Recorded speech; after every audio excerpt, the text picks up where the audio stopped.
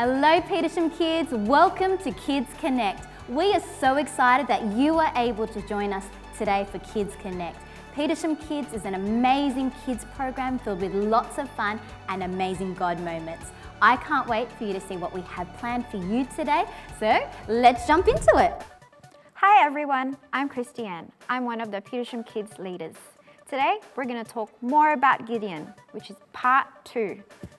Oh, do you see some coins here? I wonder if they've got something to do with this story. Hey Petersham kids, I'm Hazel. Now today I have a really cool lesson to show you. You'll be able to try this at home as well, so it's very easy. All you'll need is a piece of paper, preferably a square shaped, a 10-cent coin, 20-cent coin, a pen or pencil or crayon, and a pair of scissors. Now, before we start, I want you to have a look at your 20-cent coin and 10-cent coin. If you look at it and put it together, you will notice that the 20-cent piece is much bigger than the 10-cent piece. They're not the same size. Okay, I want you to keep that in mind. Now, the first step, I want you to get your 10-cent piece and put it near the middle of your page of that square piece of paper, and I want you to trace around it. The reason why we're going to trace around it is because you are going to cut the circle out. Now, as you can see, I've got mine. To make it easy, I generally fold my piece of paper, just a little fold like this.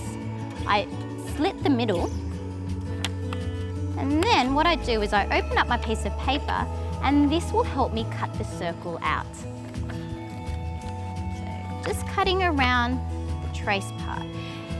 This part might be a little bit tricky for you, so if you want, please get a parent or an adult to help you with this part. And make sure you're super safe with the scissors. All right, beautiful. I have my circle. Now, I want you now to get the 20-cent piece coin.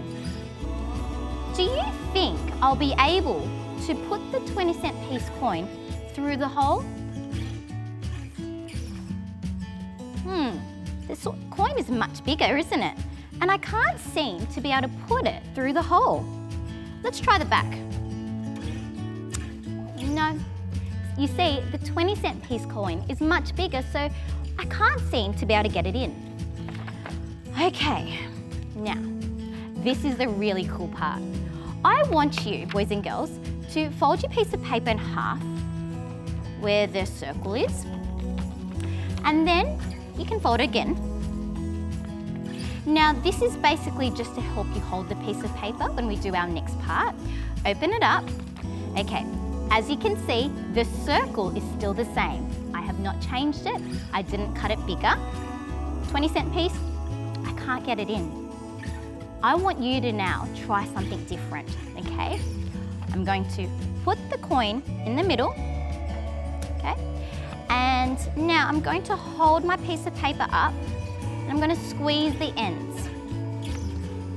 And all I'm going to do is going to press it in.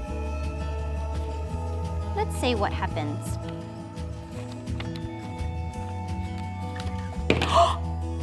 Did you see that?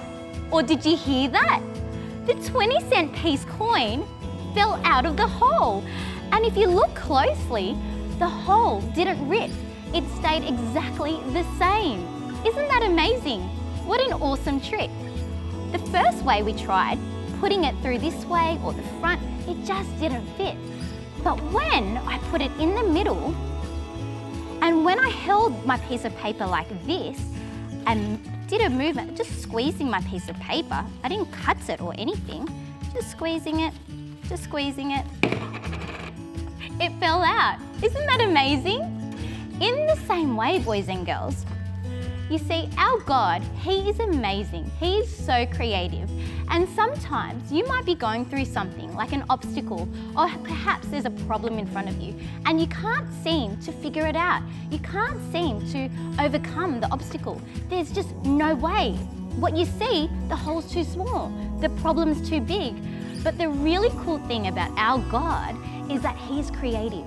There is always a way. His way is much better and greater than our way. Just like this example. God can just fold something, He can just bend something, He can just provide you with a different way, and you'll be able to solve the problem or overcome the obstacle. How cool is that? Make sure you try that at home. Boys and girls, I have a memory verse for you today, and it's found in Psalms 16, verse 11. It reads, "You make known to me the path of life. You will fill me with your joy in presence, with eternal pleasures at your right hand."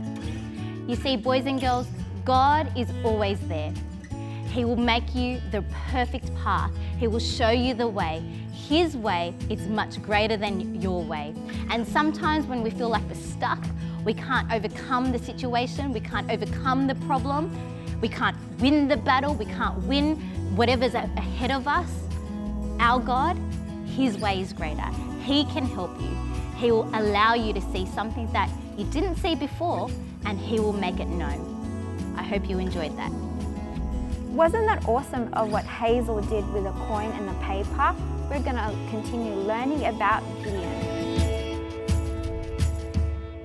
Judges 7, 1-24. Early in the morning, Gideon and all his men camped at the spring of Harod. The camp of Midian was north of them in the valley near the hill of Moreh. The Lord said to Gideon, "You have too many men.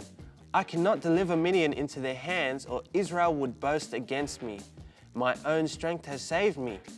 Now announce to the army, anyone who trembles with fear may turn back and leave Mount Gilead."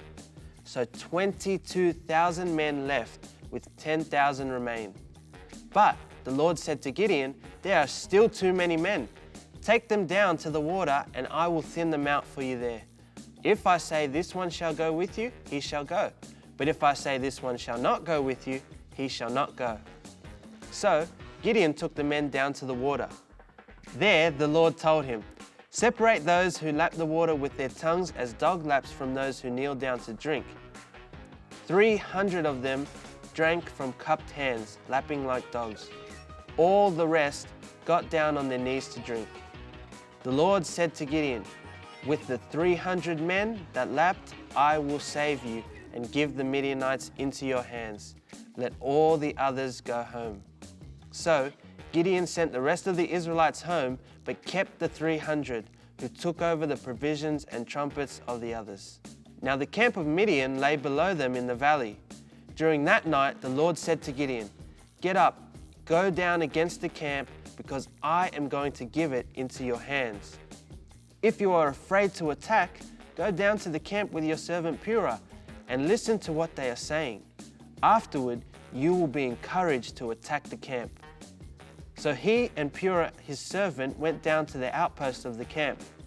The Midianites, the Amalekites, and all the other eastern peoples had settled in the valley as thick as locusts. Their camels could no more be counted than the sand on the seashore. Gideon arrived just as a man was telling his friend a dream. "I had a dream," he said.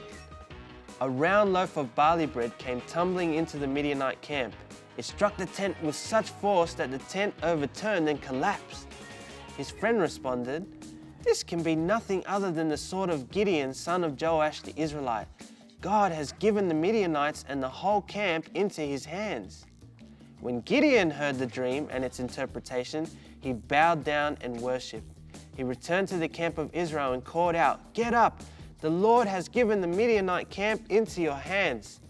Dividing the 300 men into 3 companies, he placed trumpets and empty jars in the hands of all of them, with torches inside. "Watch me," he told them. "Follow my lead. When I get to the edge of the camp, do exactly as I do. When I and all who are with me blow our trumpets, then from all around the camp blow yours, and shout, 'For the Lord and for Gideon.'" Gideon and the 100 men with him reached the edge of the camp at the beginning of the middle watch, just after they had changed the guard. They blew their trumpets and broke their jars that were in their hands.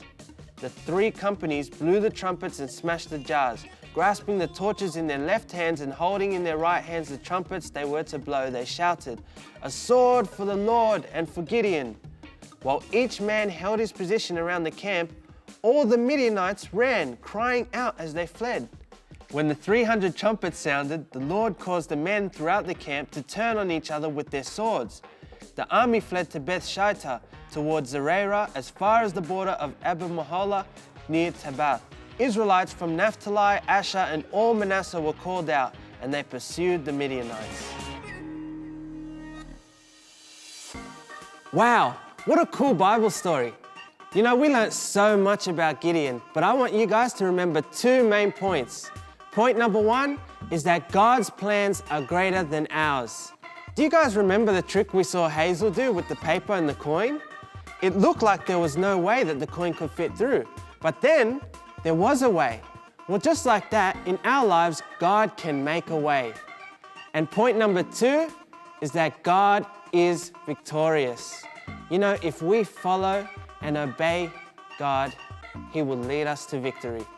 Remember the Israelites, how when they were facing a big army and it looked like there was no way, God made a way and they came out victorious. Thank you, Petersham Kids, for joining us today for Kids Connect. Now, parents, if you haven't already, please make sure you subscribe to our channel, Kids Connect. And if you want to see what the rest of the church is up to, please subscribe to Petersham Online. And don't forget to follow us on social media. Have a great day.